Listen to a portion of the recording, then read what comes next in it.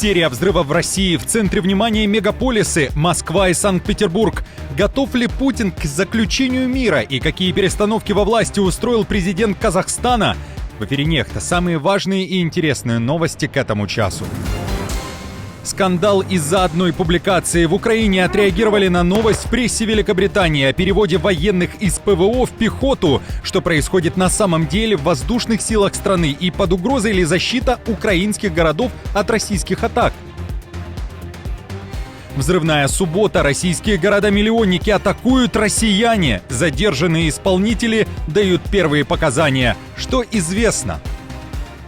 Волна мазута накрывает Крым. Нефтепродукты из затонувших танкеров добрались до берегов оккупированного полуострова. Каковы масштабы экологической трагедии? Друзья, всем привет! Буду рад вашему лайку, подписке и репосту. Вы прекрасно знаете, что для нас это очень важно. Также оставляйте свои комментарии. И спасибо вам за обратную связь. Об актуальных и важных событиях прямо сейчас начинаем. Серия взрывов в России. В центре внимания Москва, Подмосковье, Санкт-Петербург. Паника среди жителей и посетителей торговых центров и других общественных мест. Взорвали. Причем взорвали обычные фейерверки, огромная коробка. Прям практически возле нашего стола, где мы сидели. Россияне думали, стрельба и террористы, но оказалось, взрывается пиротехника. Исполнители – граждане страны, и действовали они якобы не ради развлечения. Задержанные как один твердят, во всем виновата Украина. Мол, выполняли спецзадания по требованию украинских мошенников, с которыми держали телефонную связь.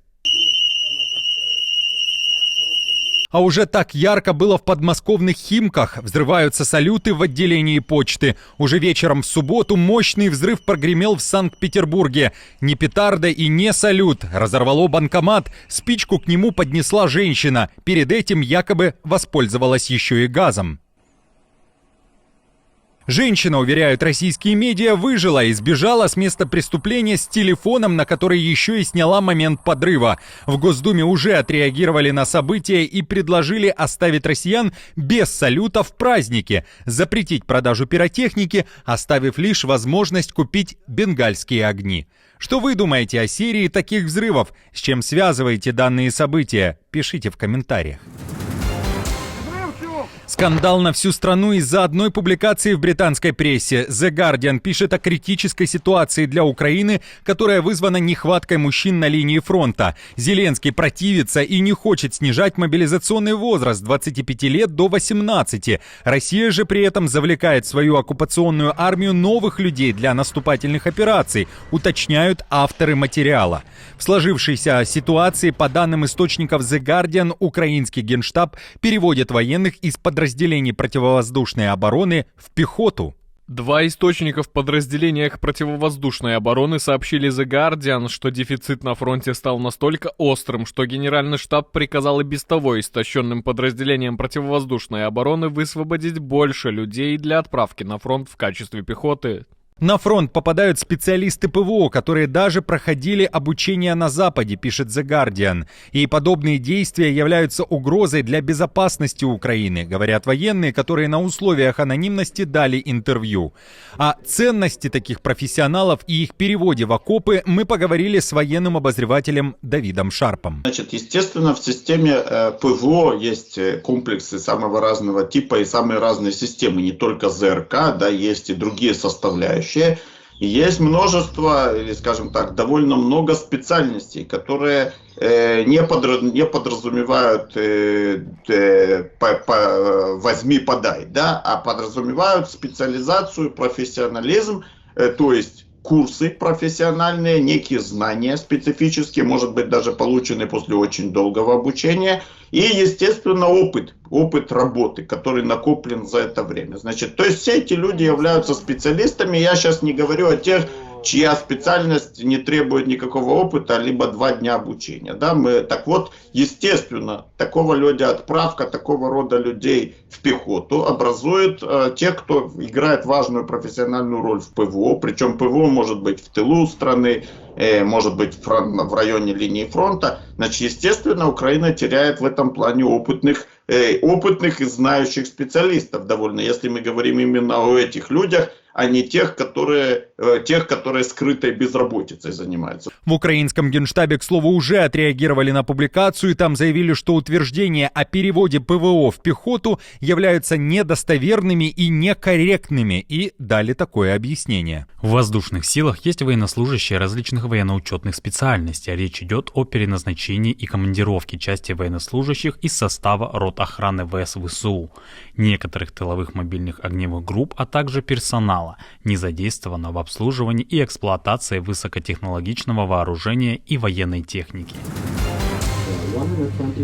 Германия должна быть готова вести войну с Россией, если Путин решится на вторжение в Европу. О том, что Берлин готовится к такой войне, вновь заявил министр обороны Германии Борис Писториус. Он даже рассказал о планах его страны, которые касаются оборонной стратегии. С 2028 года нам нужен оборонный бюджет в размере не менее 80 миллиардов, скорее всего 90 миллиардов евро ежегодно, чтобы удовлетворить потребности, которые у нас есть в связи с ухудшением ситуации с безопасностью. Если Путин нападет, мы должны быть в состоянии вести войну. При этом Писториус вновь говорит, что немцы не ступят на украинскую землю даже в качестве миротворцев, пока не наступит перемирие или мир. Но готов ли Путин к заключению мира? На этот вопрос министр обороны Германии также ответил. Писториус считает, что на данный момент Кремль не продемонстрировал, далее цитата, даже малейшего интереса к переговорам. Помимо этого, в Берлине заявили, что не может быть перемирия, которое будет заключено за спиной Украины.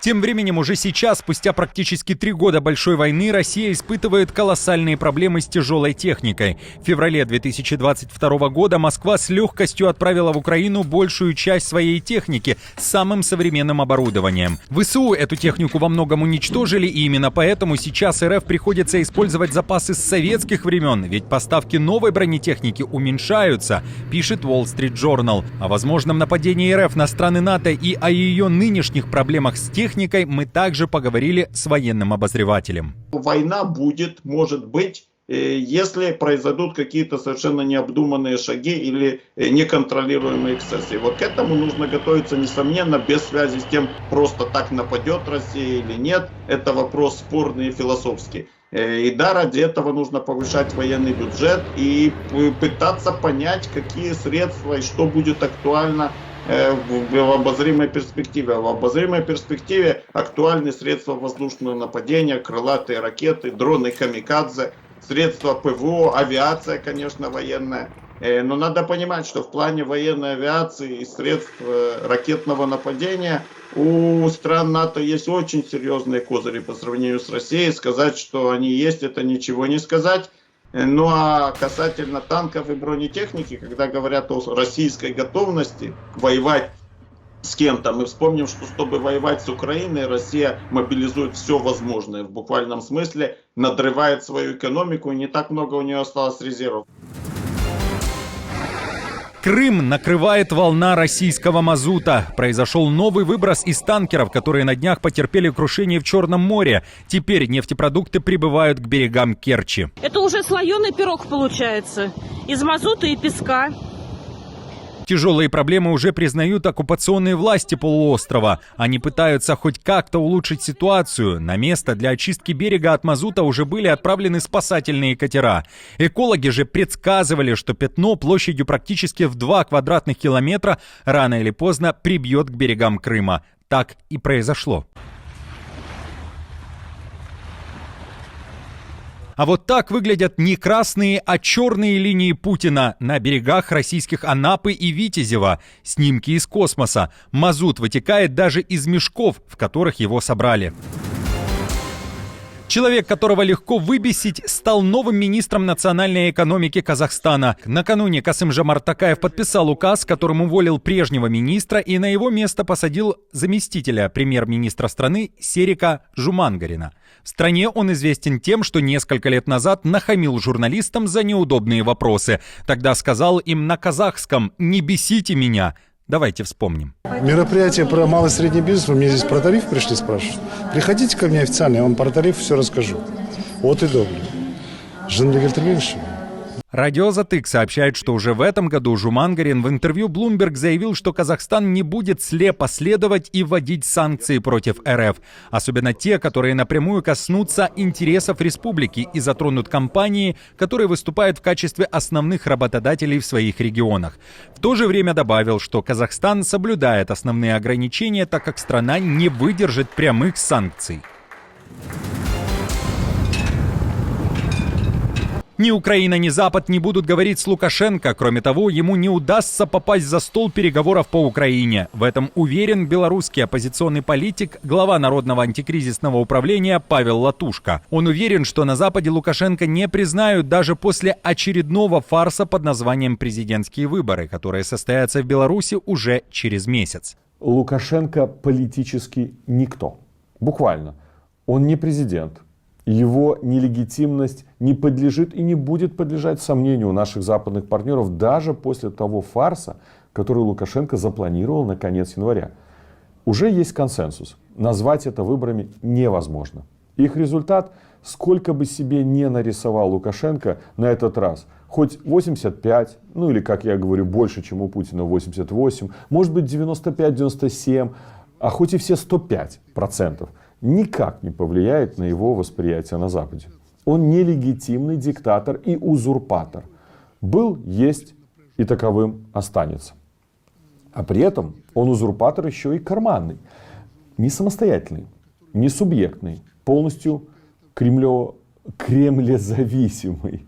Даже сложное слово, правда? И это пункт второй. Новый тренд ради повышения работоспособности сотрудников. Теперь и в Испании заговорили о сокращении рабочей недели и, как результат, увеличении количества выходных. Сейчас эти инициативы в стране, где давно привыкли к сиесте и средь бела дня и так имели время на короткий сон, активно обсуждаются. Политики говорят, что новое поколение понимает, что личное время – это не роскошь, а фундаментальное право. На короткую рабочую неделю с сохранением зарплаты могут рассчитывать около 12 миллионов испанцев, но пока необходимо, чтобы парламент утвердил новые изменения. При этом работодателей планируют жестко наказывать, если они решат нарушить чей-то покой. Новый недельный лимит рабочего времени будет рассчитываться на основе среднегодового значения, а любые дополнительные часы будут считаться переработкой. Контроль за выполнением обязательств по учету рабочего времени будет ужесточен, а штрафы для компаний-нарушителей увеличены до 10 тысяч евро за каждого сотрудника. Кстати, в Бельгии и Исландии уже перешли на 4-дневную рабочую неделю, а в некоторых странах к этому только идут. А как вы считаете, как такое сокращение рабочей нагрузки при сохранении зарплаты отразилось бы на вашей трудоспособности? С каким настроением вы бы шли на работу? Или ничего бы не изменилось? Делитесь своей точкой зрения в комментариях, я все прочту. Кстати, пока у вас есть свободная минута, прочтите в статье, как пользоваться VPN, если в вашей стране тормозит YouTube. Ссылка в описании. Друзья, на этом все. Не забудьте оставить свой лайк и комментарий. Мы же с командой продолжаем следить за самыми важными новостями. Оперативную информацию от Нехта ищите, как всегда, в наших телеграм-каналах или на платформе X. Спасибо вам за доверие и то, что остаетесь с нами. До новых встреч и хороших вам новостей.